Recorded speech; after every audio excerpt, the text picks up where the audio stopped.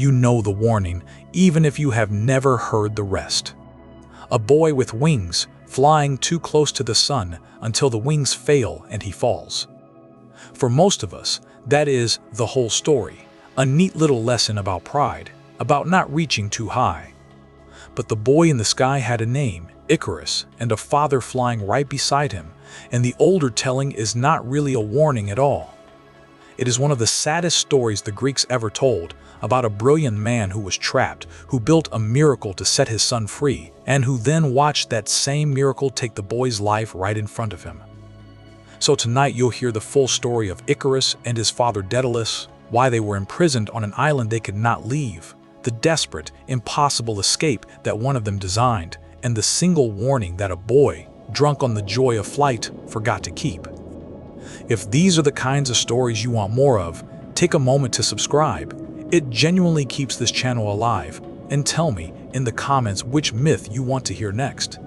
Now, settle in. To understand the fall, we have to begin with the cleverest man in the ancient world and the terrible thing his own brilliance had built. His father was Tantalus, and in the old stories there was no one in the mortal world who could match him. He was an inventor, an architect, a maker of things no one had imagined before, the kind of mind that comes along once in an age. Whatever could be built, Tantalus could build it. Whatever puzzle could be solved, he could solve it, usually in some clever way that no one else had thought of. His genius made him famous across the ancient world, and in time it carried him to the island of Crete, to the court of its powerful king, Minos, the richest and most feared ruler of his day. And there, on Crete, Tantalus took on the greatest and most terrible commission of his life. King Minos had a problem he needed hidden, a monstrous thing, half man and half bull, born into his own family, and too dangerous to be let loose and too shameful to be killed. Minos needed a prison for it, something no creature could ever escape from. So he turned to the cleverest man alive, and Tantalus built him exactly that, a vast maze of winding stone passages, so cunning and so endless that anything placed at its heart would be lost in it forever. They called it the labyrinth. For years, the labyrinth did exactly what it was built to do. The creature at its center, the Minotaur, stayed lost in the dark of the maze, and the people of Crete fed it the way you feed something you are ashamed of and afraid of in equal measure. But then, a hero came from across the sea, a young man named Theseus, determined to end the monster once and for all, and the king's own daughter fell in love with him and went to the one person who knew the secret of the maze. She went to Tantalus.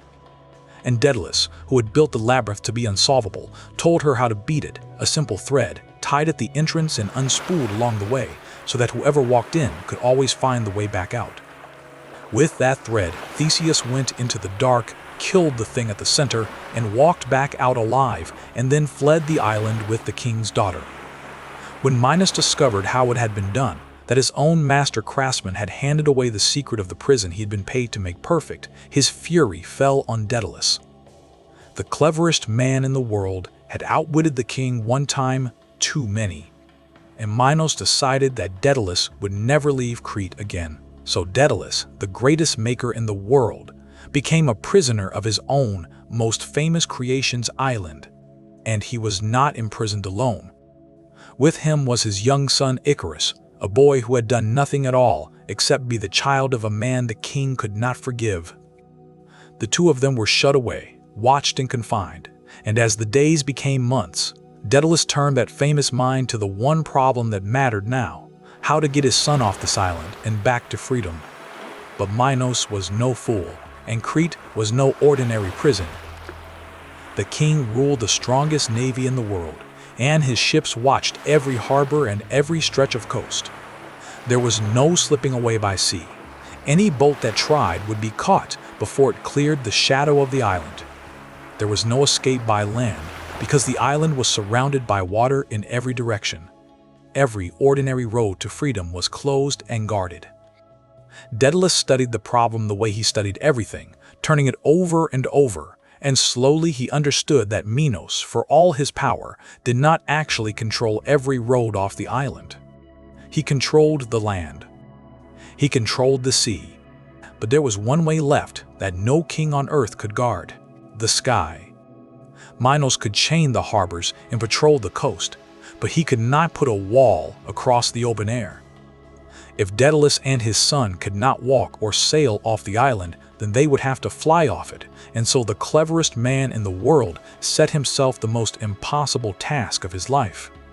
He began to gather feathers. The old stories say he collected them patiently, in secret, over many days, feathers of every size, from the great wide pinions of the largest birds down to the smallest and lightest. He laid them out in careful rows and bound them together, the larger ones threaded and tied, the smaller ones sealed in place with soft warm wax, and slowly, out of all those scattered feathers, the shape of something extraordinary began to appear. Wings. 2 great pairs of them, curved and layered exactly like a real bird's, built to catch the air and hold a human body up against the pull of the earth. When they were finished, Daedalus fitted the smaller pair to the shoulders and arms of his son, and the larger pair to himself, and he taught the boy how to use them, how to beat them, how to glide, how to ride the wind. And for the first time since the island had become their prison, there was a way out. There was just one rule the boy had to follow.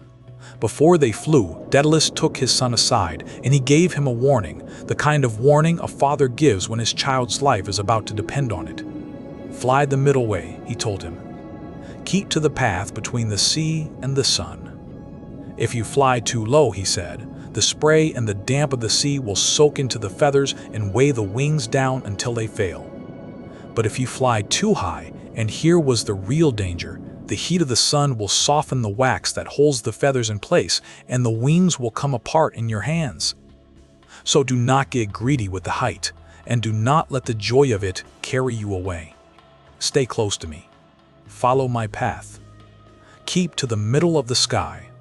The old writers tell us that, as Daedalus fitted the last of the wings to his son's small shoulders, his hands were trembling, and his cheeks were wet, and some part of him already sensed what was coming. He was a father about to trust the most fragile thing he had ever built with the most precious thing he had ever loved. He kissed the boy.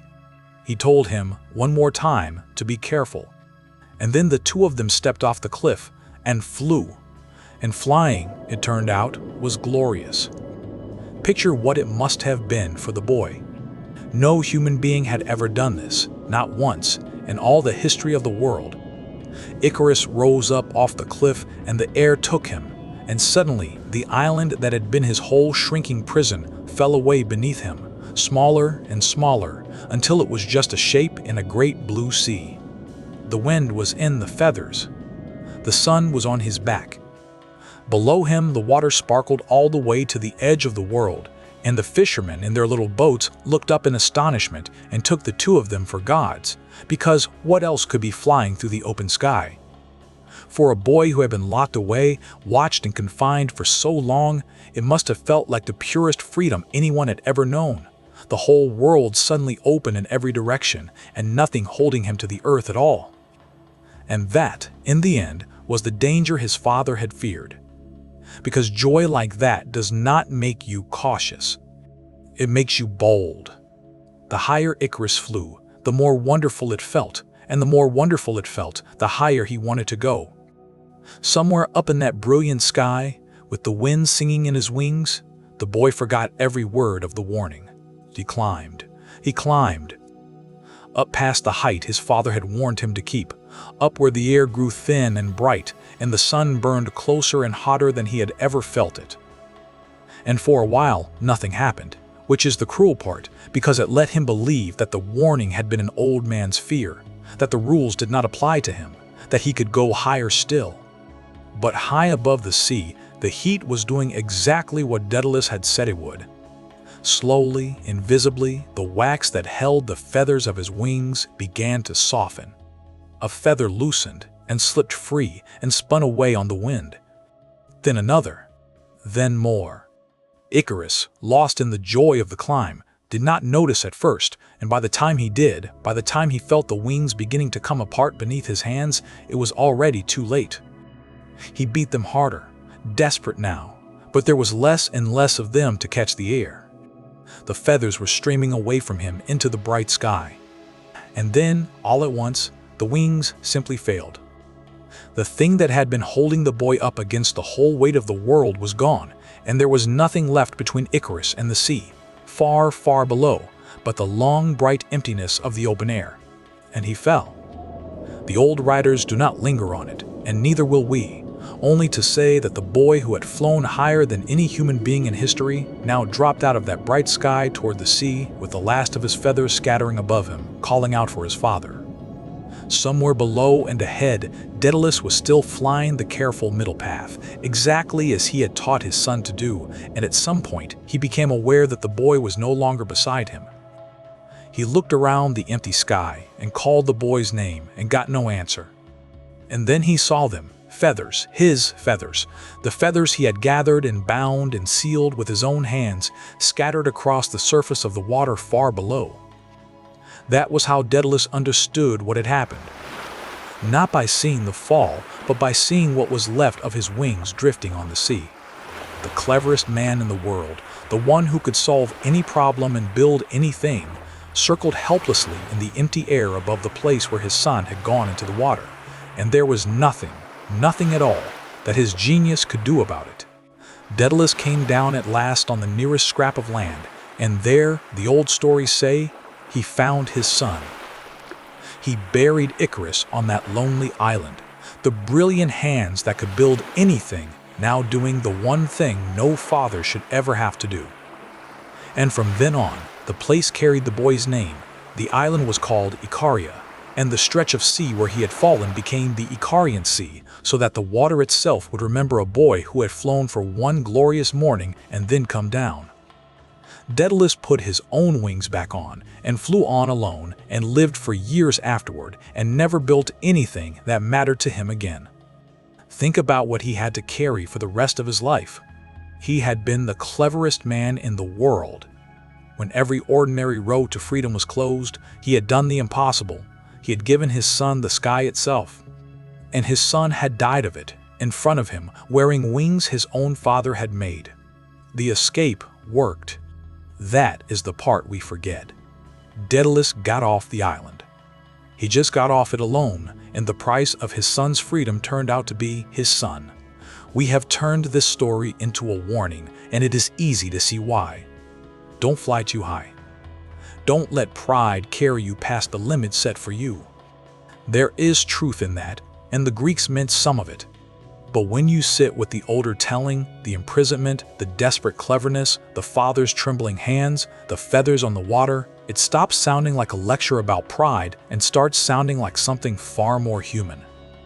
Because Icarus was not really destroyed by arrogance. He was a boy who had been locked away, who was finally, suddenly, free, in the most extraordinary way anyone had ever been free, and who loved that freedom so much that he could not bear to keep it small. And his father was not a wise old man delivering a moral. He was a parent who did everything right, who built a miracle and gave a careful warning and flew alongside his child the whole way, and who learned in the worst way there is that you cannot always save the people you love just by being clever enough or by warning them enough. Maybe that is the truest version of the story. Not, don't fly too high, but how much it can cost to give someone the wings to be free, and how little, in the end, even the cleverest of us can do to keep them safe once they are in the sky. If this is the kind of story you want more of, subscribe and tell me in the comments which myth I should tell next. Sleep well. Most of the punishments in Greek myth are earned. A man lies, or murders, or dares to set himself above the gods, and the gods answer with something terrible. But the story of Actaeon is different, and that is exactly why it has haunted people for so long. Actaeon did nothing wrong. He committed no crime, told no lie, insulted no one. He was simply a young man out hunting on a hot afternoon, and he turned down the wrong path at the wrong moment, and for that, and only that, he was destroyed in one of the most horrifying ways the old stories ever describe. He was turned into a stag and torn to pieces by his own hunting hounds, the dogs he had raised and loved, who no longer knew his face. How does a man end up devoured by the very animals that adored him, punished for a crime he never committed? That is the question at the heart of this story. So tonight you'll hear the real tale of Actaeon, the finest young hunter in Greece, the single accidental glance that doomed him, and the long, terrible afternoon on the mountain when his own pack ran him down. If you enjoy these, take a moment to subscribe. It truly keeps this channel going, and tell me in the comments which myth you'd like to hear next. Now settle in, and let's climb up onto the mountain where it happened. Actaeon was a prince of Thebes, the grandson of Cadmus, the hero who had founded that great city out of nothing. He was born into one of the proudest families in all of Greece, but it was not his bloodline that made his name. It was his skill in the wild. From the time he was a boy, Actaeon had been trained in the art of the hunt by Chiron, the wise centaur who taught the greatest heroes of the age, and under that teaching he grew into something remarkable. No one read the forest the way Actaeon could. He knew the tracks of every animal, the turning of the wind, the very hour when the deer came down to drink. And above all, he had his hounds, a great pack of hunting dogs, dozens of them, each one known to him by name, each one raised from a pup by his own hand. They were his pride and his companions, swift and loyal and devoted to him completely. Together they were the finest hunting team in the land, and on the slopes of Mount Cithaeron, the wooded mountain above Thebes, Actaeon was as close to a king of the wild as a young man could be. There was nothing cruel in him, nothing arrogant. He was simply very good at the one thing he loved most. And that, in the world of the Greek gods, would turn out to be no protection at all. It happened at the very height of summer, on a day when the sun stood directly overhead and the heat lay heavy on the mountain. Actaeon and his companions had been hunting since dawn, and by midday their nets were full and the ground shimmered warm beneath them. Pleased with the morning's work, Actaeon called out to his friends and told them to rest. There was no sense in hunting through the worst heat of the day, he said. They would lie in the shade until the cool of evening and then begin again. The other hunters settled gratefully into the shadows. But Actaeon, restless as ever, decided to wander a little further on his own, deeper into a part of the forest he did not know well. He carried no plan and no purpose. He simply walked, following the cool green light beneath the trees, letting his feet take him wherever they would. And without meaning to, without any way of knowing what lay ahead of him, he was walking straight toward a place no mortal man was ever meant to find. Deep in the woods of Cithaeron there was a hidden valley, thick with pine and cypress, and at its heart a secret grotto where a clear spring rose from the rock and gathered into a still, cold pool. It was a sacred place, and it belonged to a goddess. The valley was called Gargophi, and it was the favorite retreat of Artemis, the goddess of the hunt, the wild, untamed daughter of Zeus, who roamed the mountains with her band of nymphs and answered to no man. Artemis was a virgin goddess, fierce in her independence, and she guarded her privacy above all things. On that scorching afternoon, she had come down to the grotto to bathe, as she often did, weary from her own hunting. Her nymphs had taken her bow and her arrows and her sandals, and the goddess had stepped down into the cool water of the pool, deep in a place she believed no one could ever reach. And it was at that exact moment that Actaeon, parting the branches as he wandered, stepped without warning into the clearing. He had not been searching for anything. He had heard no voices and suspected nothing. One moment he was walking through the trees, and the next he was standing at the very edge of the sacred pool, having stumbled into the presence of the goddess and her startled attendants. The nymphs saw him first and cried out, rushing to surround their mistress and hide her from view. But it was already too late. Actaeon had seen what no mortal was ever permitted to see. And Artemis, rising from the water in fury, fixed her terrible gaze on the young man frozen at the edge of her grove. What happened next happened fast. Artemis had no bow within reach. Her weapons lay with the nymphs on the bank, but a goddess does not need a bow. In her rage and her shame at being seen, she reached down, scooped up a handful of the cold spring water, and flung it into Actaeon's face.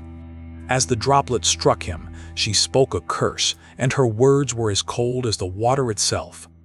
"Now go," she told him. "Go and tell the world that you saw the goddess Artemis unclothed, if you can find the voice to tell it." There was a dreadful meaning hidden inside those words, though Actaeon did not yet understand it. He would not be able to tell anyone what he had seen, because in the space of a few heartbeats, he would no longer be able to speak at all. The old storytellers are careful to make one thing clear here, and it is the thing that makes this myth so deeply unsettling. Actaeon had not sinned. He had not crept into the grove on purpose, had not spied on the goddess out of lust or pride. It was an accident, pure and simple, a wrong turn on a hot afternoon. But the gods of these stories do not weigh intentions. Artemis had been seen, her sacred privacy broken, and someone would have to pay for it, guilty or not. The water ran down Actaeon's face, and the change began. It started at his head. Where the water had touched him, Actaeon felt his brow begin to grow, the bone pushing upward and outward, branching and hardening into the tall antlers of a full-grown stag. His neck stretched long. His ears narrowed to points and shifted up the sides of his head. The smooth skin of his arms and legs roughened and darkened into a hide of dappled brown, and his hands and feet drew together and hardened into hooves. In the space of a few moments, the young prince of Thebes was gone, and where he had stood, there was now a great wild stag, trembling at the edge of the pool. But the cruelest part of the curse was this: his body had changed, yet his mind had not. Inside the animal, Actaeon was still entirely himself. He thought as a man, remembered as a man, felt his rising terror as a man, trapped now behind the eyes of a beast, with no voice to cry out and no way to tell anyone who he truly was. He caught sight of his own reflection in the still water of the pool, the broad, antlered head looking back at him, and he tried to speak, tried to call out his own name. But all that came from his throat was a low animal groan. And then, far off through the trees, he heard a sound that turned his new blood to ice, the distant baying of hounds. His hounds. They had caught a scent. For a single frozen instant, Actaeon did not run. These were his own dogs, after all, the pack he had raised and fed and loved, every one of them known to him by name. Surely some part of him hoped, surely they would know him too. But a hound knows its master by sight and by scent, and the creature standing at the edge of the pool neither looked nor smelled like the man they loved. It looked and smelled like the very thing they had been bred and trained their whole lives to chase.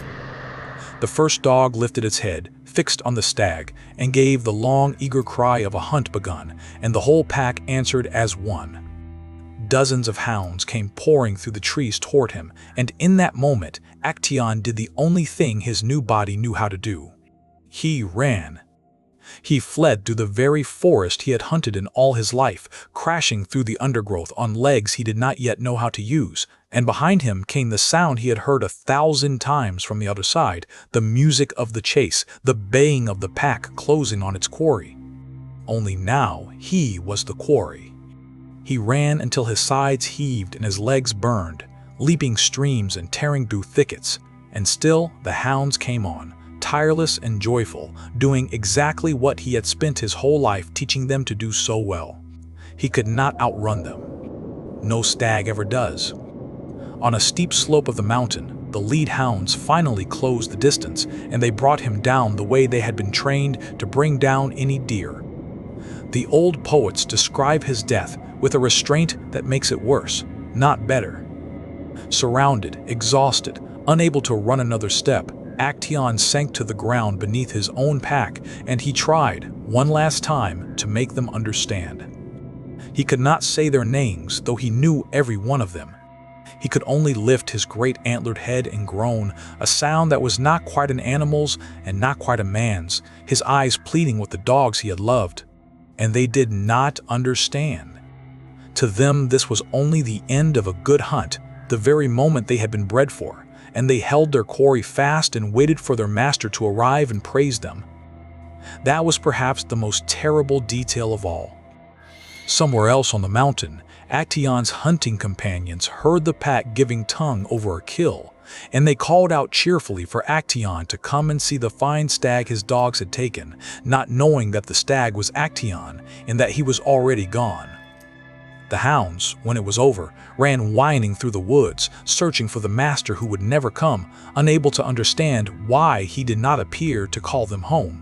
And so the finest young hunter in Greece died as the prey of his own beloved hounds, on a mountain he knew better than anyone alive, for the crime of taking a wrong turn on a hot afternoon. That is what makes the story of Actaeon linger long after it is told. There is no neat lesson in it, or, if there is, it is a hard and frightening one. Actaeon was not punished because he was wicked. He was punished because he was unlucky, because he stumbled into the presence of a power far greater than himself at the worst possible moment, and that power did not care in the slightest whether he had meant any harm.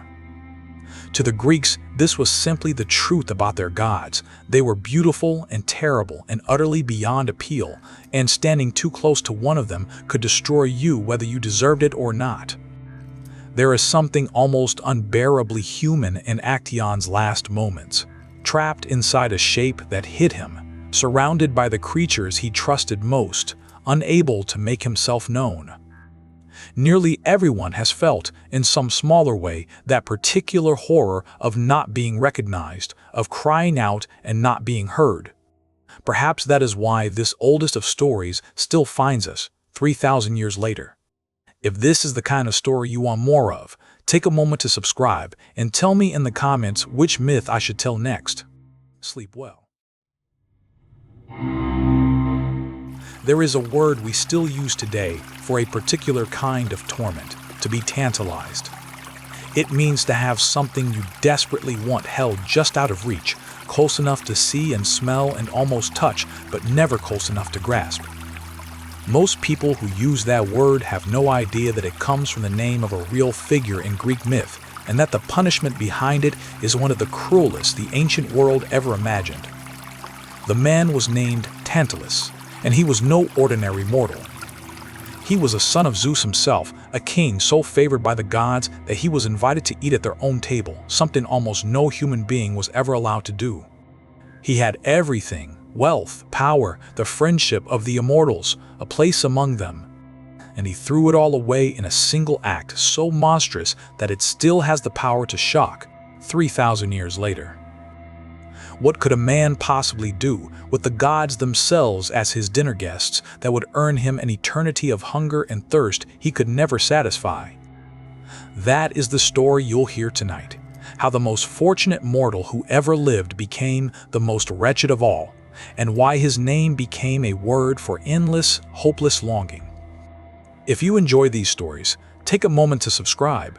It genuinely keeps this channel alive, and tell me in the comments which myth you'd like next. Now settle in, and let's meet the man who had everything. Tantalus was the king of a rich land near Mount Sipylus, in the region the Greeks called Lydia, far to the east. By birth, he was a son of Zeus, and the gods looked on him with a favor they showed to almost no other mortal. His kingdom was wealthy beyond measure. The old stories say his mountains were full of gold, and that he was among the richest men who had ever lived. But his true wealth was something no gold could buy. Of all the mortals on the earth, Tantalus alone was welcomed into the company of the gods as a friend. He was invited up to Olympus to share in their feast, to sit at the table of the immortals and taste the food that kept them deathless, the ambrosia and the nectar that no human tongue was ever meant to touch. The gods even came down, on occasion, to dine in his halls in return, treating him almost as one of their own. Think for a moment about what that meant. To the Greeks, the distance between gods and men was the widest distance there was, and here was a mortal who had been allowed to cross it, to sit among the deathless ones as a guest, and very nearly an equal. It was the greatest honor imaginable. And it should have been more than enough for any man. But Tantalus, for reasons the old stories struggle to explain, was not content. Something in that extraordinary privilege began to spoil Tantalus from the inside. Perhaps it was simple arrogance, the feeling, after so many feasts among the immortals, that he was truly their equal and bound by none of the rules that governed lesser men. Whatever the cause, he began to abuse the trust the gods had placed in him, and he did it in ways that grew steadily worse. The oldest versions tell several stories of his betrayals. In some, he stole the ambrosia and nectar from the god's own table and carried it back down to earth, sharing the food of immortality with his mortal friends, giving away the god's deepest secret as if it were a party trick. In others, he repeated the private conversations of the gods, the things he had overheard at their table, broadcasting to the world matters that were never meant for mortal ears. He took what was sacred and treated it as common. He took the trust of the immortals and spent it carelessly again and again, as though there could never be a reckoning. The gods, remarkably, seemed to have tolerated a great deal. But Tantalus was building towards something far worse than theft or gossip, a single act that no amount of favor could ever excuse. He decided, for reasons that remain genuinely disturbing, to put the gods themselves to a test. He wanted to find out whether they were truly all-knowing. And the test he devised was the most terrible thing a father could do. Tantalus invited the gods to a great banquet in his own halls, a feast to repay all the hospitality they had shown him. They accepted, as they always had, and prepared to come down and dine with their favored mortal once again. But this time, Tantalus had a hidden purpose. He wanted to know, once and for all, whether the gods really saw everything, whether their famous wisdom was real or merely a story they told about themselves. And so he planned to set before them a dish so horrifying that, if they ate it without knowing, it would prove they were not all-knowing at all. Here, the old stories ask us to face something almost unbearable. Tantalus had a young son, a boy named Pelops, whom he loved. And it was his own son that he chose for the test. He killed the boy and butchered him and cooked the pieces into a stew, and he served that dish to the gods at his table to see whether they would notice what they were eating. It is one of the darkest moments in all of Greek myth, and the storytellers do not linger on the details because they do not need to. The horror is in the idea itself, a father destroying his own child, not in a fit of madness, but coldly, deliberately, as a clever little experiment to embarrass his guests. This was the act that finally broke the long patience of the gods. Of course they knew. The moment the dish was set before them, the gods saw exactly what it was, and a horror and a fury swept around that table, such as the world had never seen. Not one of the immortals would touch the meal. They recoiled from it in disgust, their friendship with Tantalus turning in an instant to revulsion. The old stories make a point of telling us that all of them saw through the trick at once, every single one. All but one. The goddess Demeter, it is said, was so lost in her own grief that she alone failed to notice. This was during the time when her daughter Persephone had been carried off to the underworld, and Demeter wandered the world half blind with sorrow, barely aware of what was around her. Distracted by her endless mourning, she absent-mindedly ate a single piece of the terrible meal, a portion from the boy's shoulder, before the truth became clear. That one detail mattered enormously, as we will see. But for Tantalus, the experiment was over, and it had failed completely. He had wanted to prove the gods were not all-knowing, and instead he had proven the opposite, in the most damning way possible. They had seen everything, and now they turned the full weight of their anger on him. But the gods did not only punish. Before they dealt with Tantalus, they did something merciful and strange. They brought the murdered boy back to life. Gathering up what remained of poor Pelops, the immortals restored him, knitting him whole again and breathing life back into his body, so that he rose up living and, well, a boy given a second chance at the life his own father had stolen from him. There was only one piece missing. Because Demeter, in her grief, had eaten part of the boy's shoulder, that portion could not be recovered, and so the gods fashioned a new shoulder for him out of gleaming ivory, smooth and white, and fitted it seamlessly into place.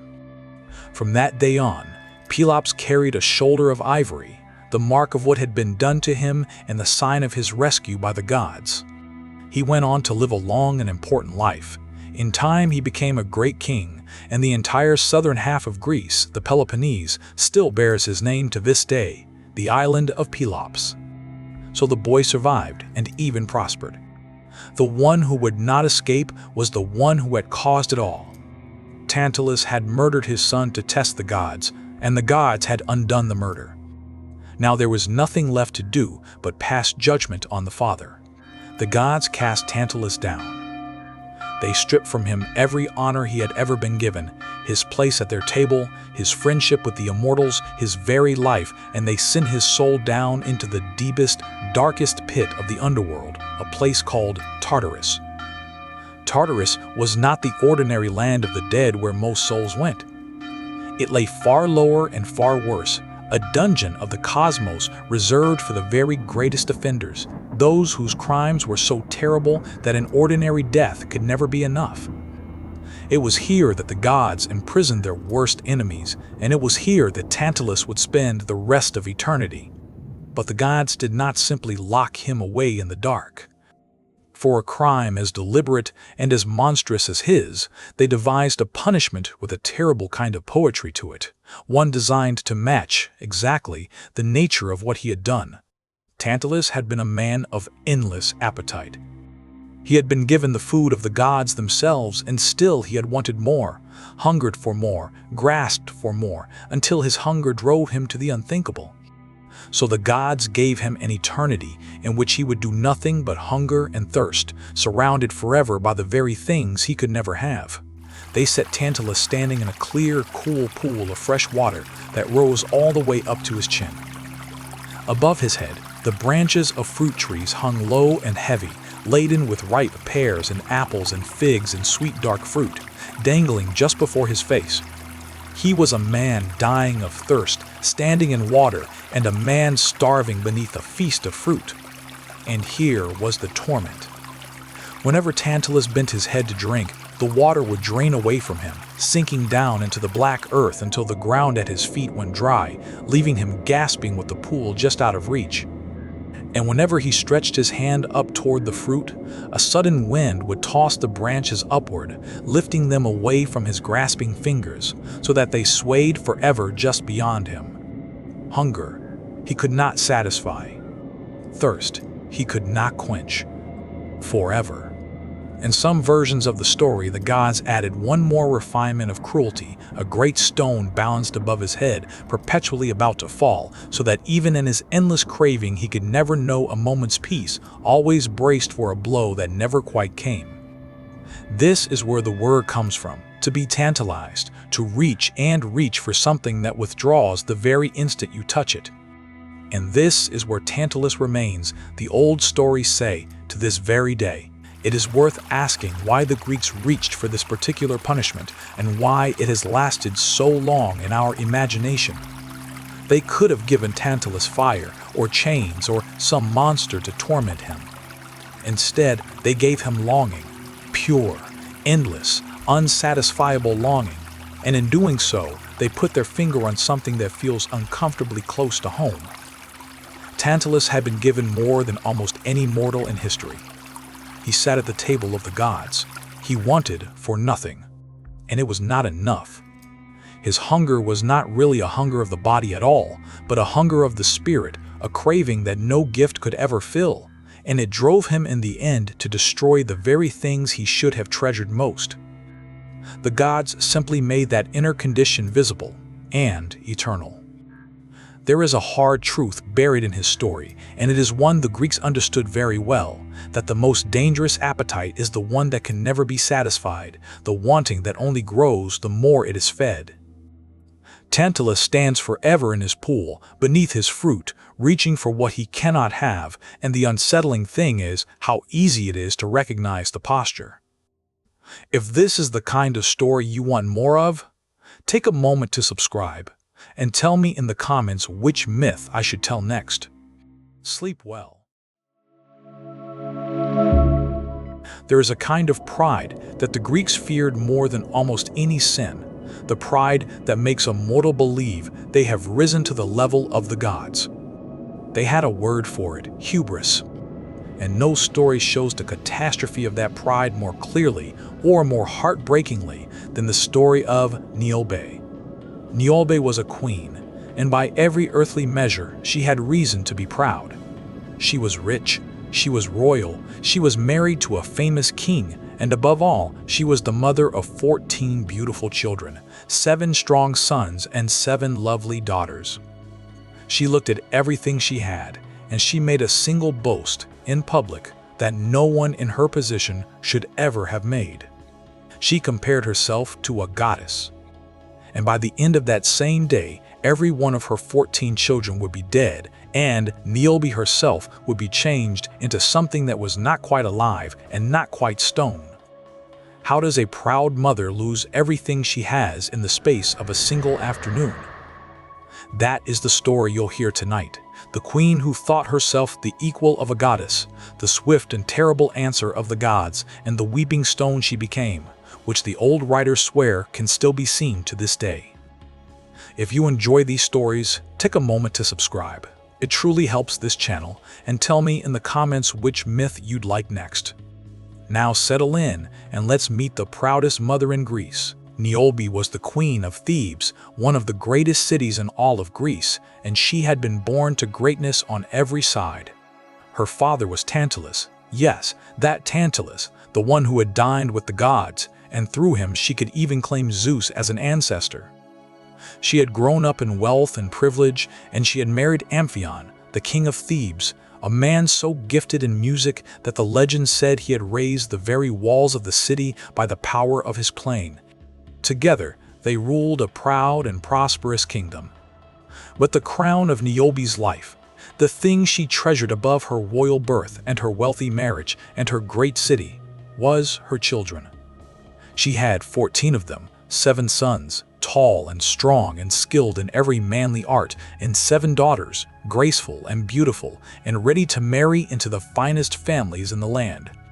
In the ancient world, where so many children died young, to have 14 healthy children was itself a kind of miracle, a sign of overwhelming good fortune. And Niobe knew it. She looked at her sons and daughters, the pride of Thebes, and she felt that surely no woman alive, and perhaps no goddess either, had ever been so blessed. It was a beautiful thing to feel. It was also, in the world of the Greek gods, an extraordinarily dangerous thing to say out loud. The day it all unraveled was a festival day. The women of Thebes had gathered to honor the goddess Leto, a quiet, dignified goddess who was the mother of 2 of the most powerful gods of all, Apollo, god of the sun and the bow, and Artemis, goddess of the hunt. The Theban women came to Leto's altar with incense and prayers and laurel in their hair, offering their worship to the mother of the twin gods. And Niobe could not bear it. She came sweeping through the crowd in her royal robes and demanded to know why the women were wasting their devotion on Leto, a goddess they had never even seen, when there was a far worthier woman standing right in front of them. "Look at me," she told them. "I am descended from the gods myself. I am queen of this great city. And as for children, Leto had only 2, a single son and a single daughter, while I have 14, 7 sons and 7 daughters, the finest children in all of Greece. How can you honor a goddess with 2 children over a queen with 14? Put out your altar fires," she commanded them, "and go home. I am more deserving of your worship than Leto will ever be." It was a stunning thing to say, a mortal woman ordering the worship of a goddess to stop and claiming it for herself instead. The Theban women, frightened, fell silent and obeyed. But Leto had heard every word. High above, on the heights of a cloud-wreathed mountain, the goddess Leto burned with anger, not the loud rage of a tyrant, but the cold, focused fury of a mother whose children have been insulted. Niobe had not merely been proud. She had mocked Leto in front of her own worshippers and tried to strip her of her honor. And Leto had 2 children who were perfectly equipped to answer such an insult. She called them to her, Apollo and Artemis, the divine archers, the twin gods whose arrows never missed their mark, and she told them exactly what the Queen of Thebes had said. She did not need to ask them twice. The twins took up their silver bows and slipped down from the mountain, wrapped in cloud, moving unseen toward the city of Thebes. Apollo would deal with the 7 sons. Artemis would deal with the 7 daughters. There would be no warning, no argument, no chance to take back the boast or beg for mercy. The Greeks understood their gods this way. An insult to a god's honor was not a thing that could be talked through, and the punishment, when it came suddenly and without negotiation. Down in the city, the children of Niobe were going about their day, knowing nothing of what their mother had said or what was now gliding silently toward them through the air. The 7 sons had ridden out, as young noblemen did, to exercise their horses on the broad plain beyond the walls. The 7 sons of Niobe were on the plain beyond the city, exercising their horses in the bright morning when the first arrow came. The eldest, riding at full gallop, suddenly slumped and fell from his horse without a sound, struck down by an enemy he never saw. Then the next brother fell, and the next. From his hiding place in the clouds, Apollo loosed his shafts one after another and one after another.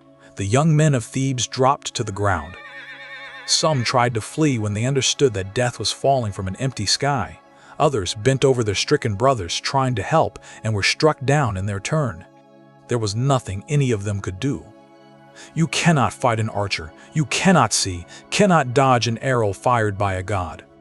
One by one, all 7 of Niobe's sons, the strong, proud young men who had been the glory of the city, fell still upon the plain where they had been riding only minutes before.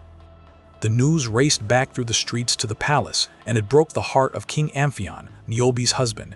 The old stories say that grief alone took him that very day, unable to bear that all his sons were gone in a single morning. But Niobe was not finished losing. She still had her 7 daughters. And she still, even now, had not learned. When word reached Niobe that her sons were dead, the proud queen was struck with grief, but even now, in the depth of her loss, the old pride had not entirely left her. Standing among the bodies of her 7 sons, she is said to have cried out to the heavens that even so, even after all this, she still had more children than Leto, that with 7 daughters remaining, she was still the richer mother.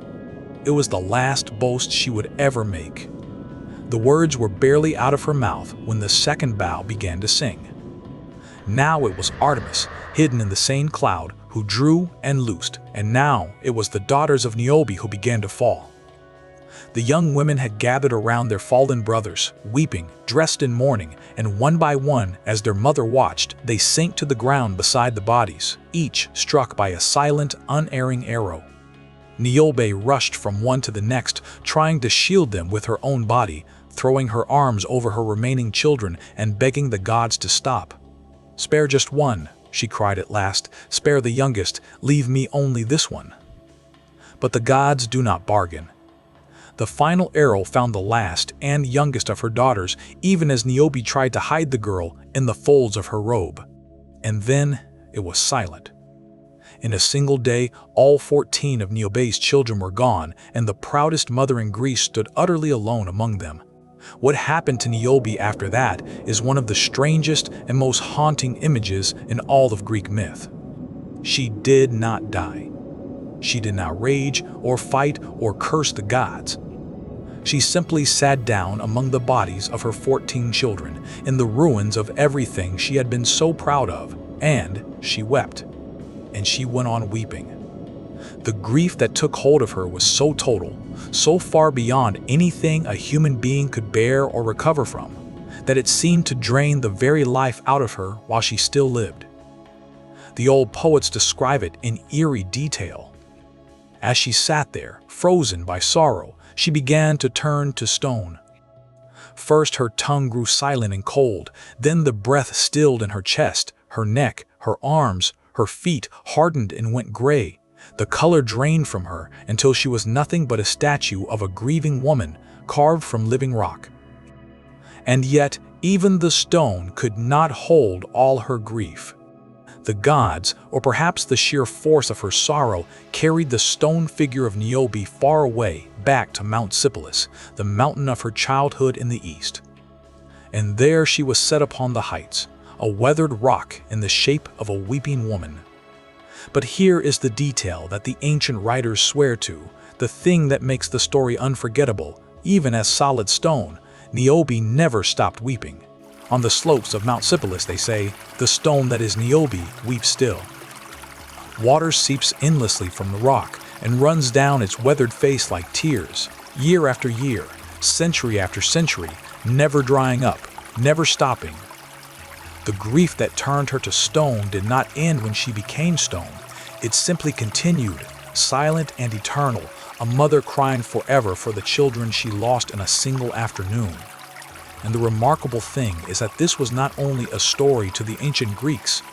There really is, on the side of Mount Sipylus, in what is now western Turkey, a natural rock formation that from a distance looks unmistakably like the figure of a seated, mourning woman with water trickling down its face from a spring above.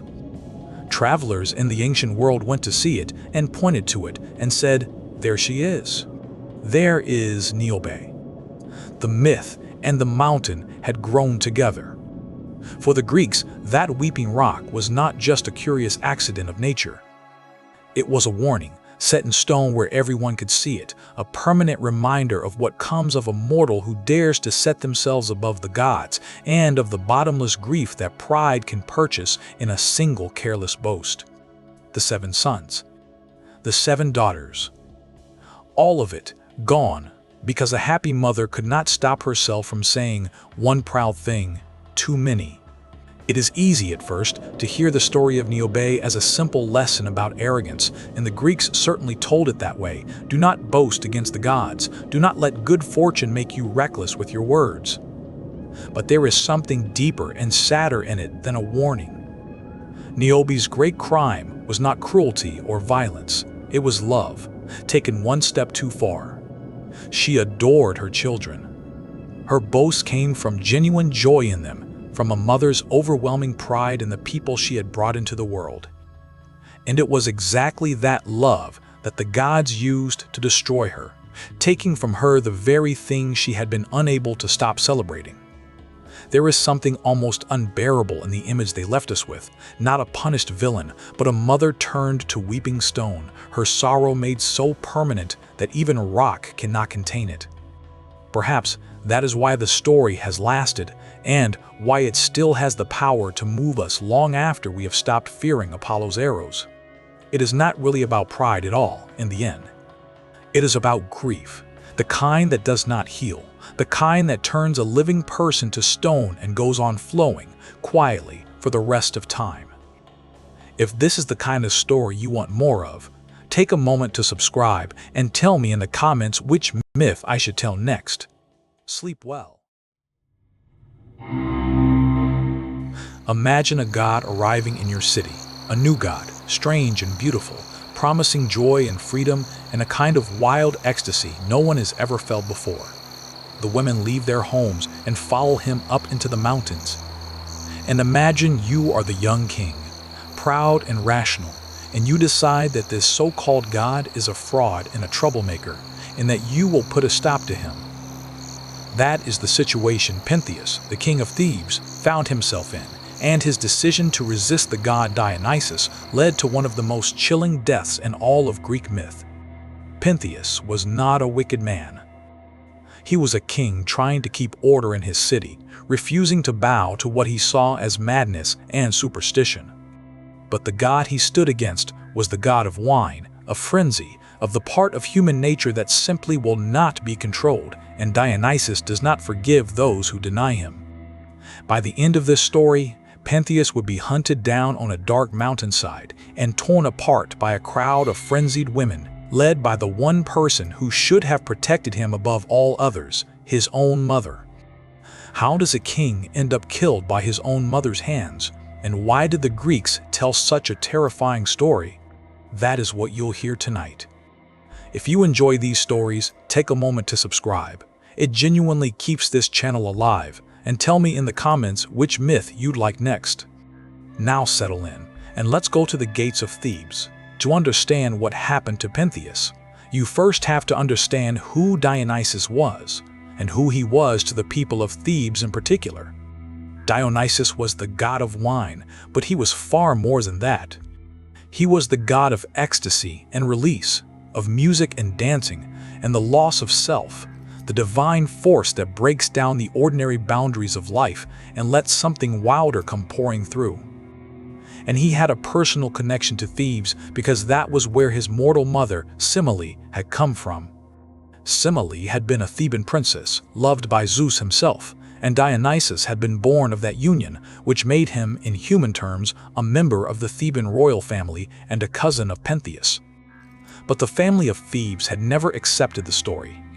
Semele's own sisters had spread the rumor that she had lied about Zeus, that her child was no god at all, and that she had died for her presumption. So when Dionysus came at last to Thebes, full-grown and divine, he came to a city that denied his very godhood and slandered his dead mother's name. He came, in part, to prove who he was. And he came in disguise, not as a blazing god, but as a quiet, smiling, long-haired stranger, a traveling holy man spreading a new form of worship. The very first thing he did was send the women of Thebes up into the hills. Under the god's invisible power, the women of Thebes left their looms and their homes and their children, and they streamed out of the city up onto the slopes of Mount Cithaeron to worship the new god.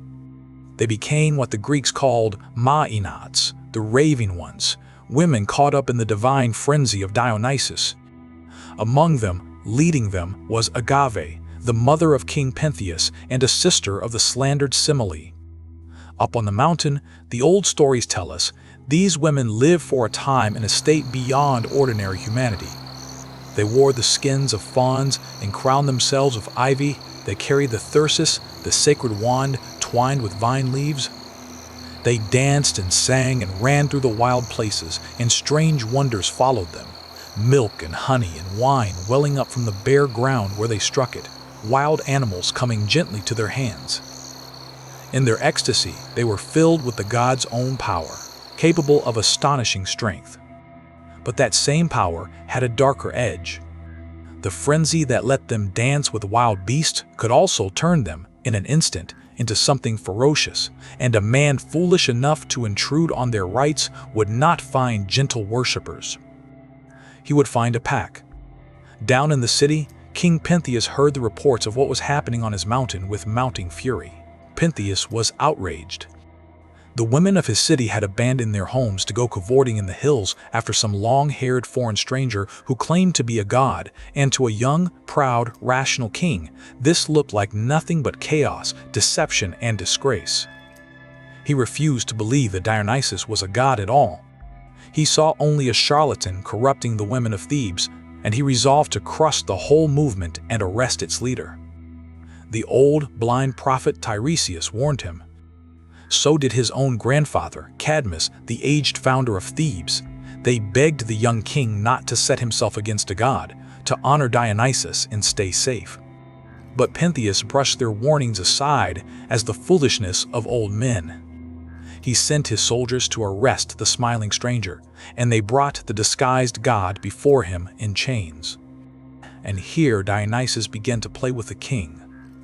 Calm and unafraid, the prisoner answered Pentheus's angry questions with riddles and quiet warnings, hinting that the king had no idea who he was truly dealing with. Pentheus, more enraged than ever, had him locked away, but chains and prison cells mean nothing to a god. Dionysus freed himself effortlessly, shook the king's palace with earthquake and fire, and stood once more before Pentheus, still smiling. And now the god set his trap. Dionysus knew that the surest way to destroy a proud man is through his own hidden weaknesses, and he had seen something in Pentheus that the king himself would never admit, a secret, fascinated curiosity about the very rights he claimed to despise. So the god made him an offer, soft and reasonable. Would the king not like to see for himself what the women were doing up on the mountain? Would he not like to spy on their secret rituals, hidden and unseen, and learn the truth with his own eyes? Against all sense, Pentheus said yes. something in him could not resist. But to creep among the Maenads unnoticed, the god told him he would have to disguise himself. He would have to dress as one of them, in the long robes and the fawn skin of a worshipper, so that the frenzied women would not realize a man was among them.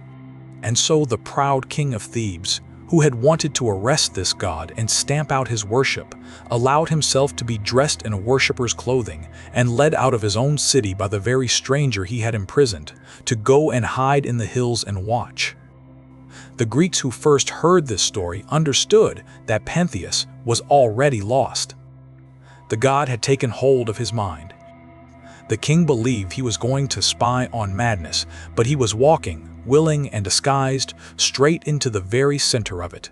Dionysus led the disguised king up onto Mount Cithaeron, to the secret valley where the women of Thebes were at their rites. And to give him a better view, and to set the final trap, the god helped Pentheus climb high into the branches of a tall pine tree at the edge of the clearing, where he could look down on everything unseen. Some versions say the god bent the great tree all the way down to the ground, seated the king at its top, and then let it spring back up to its full height, lifting Pentheus high into the air above the valley.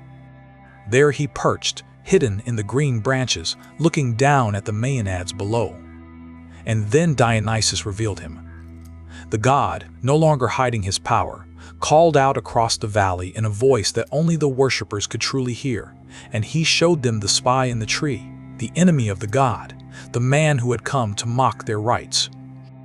But he did not let them see a man. In their divine frenzy, looking up at the figure in the pine, the women of Thebes did not see King Pentheus at all. They saw a wild animal, a mountain lion, some say, crouched in the tree above them, a beast that had to be hunted and brought down. And at their head, staring up at the creature in the branches with the god's madness blazing in her eyes, was Agave, the king's own mother. What followed is told by the Greeks with a horror they make no attempt to soften, and yet they spare us the worst of the detail, because the meaning is in the act itself, not in its gore. The Maenads fell upon the tree. With the unnatural strength the god had given them, the women tore at the great pine, ripping and shaking it until at last they uprooted it entirely and brought it crashing down, and the king came down with it. Pentheus, thrown from his high perch, suddenly found the disguise stripped away and the spell broken in his own mind, and in his last moments he knew exactly what was happening. He tore the covering from his head and cried out to his mother, calling her by name, begging her to recognize him. "It is me," he pleaded. "Your son, Pentheus, do not harm me." But Agave could not hear him and could not see him. The god's frenzy was still upon her, and where her son knelt pleading for his life, she saw only a wild beast that had to be killed. And so the women of Thebes, with Agave at their head, fell upon him there on the mountainside, the king destroyed by the women of his own city, led by his own mother, on the slopes above the city he had ruled. The old storytellers draw the curtain there and let the silence do the rest.